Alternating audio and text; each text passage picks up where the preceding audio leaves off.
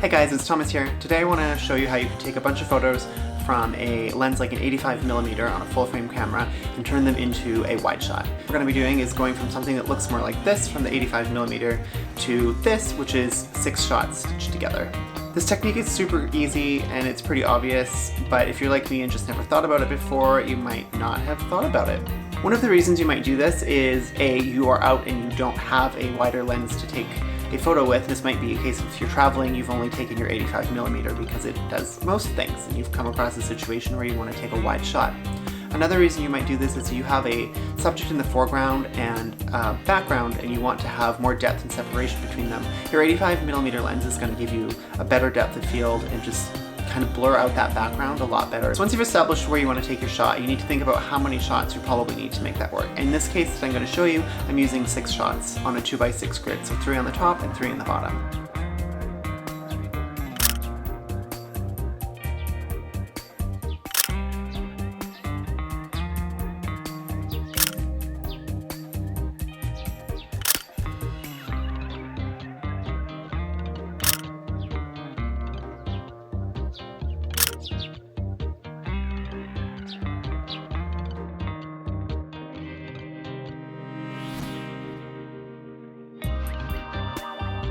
Now that you've got all your photos in Lightroom, go ahead and select them all and go right-click, Photo Merge, and Panorama.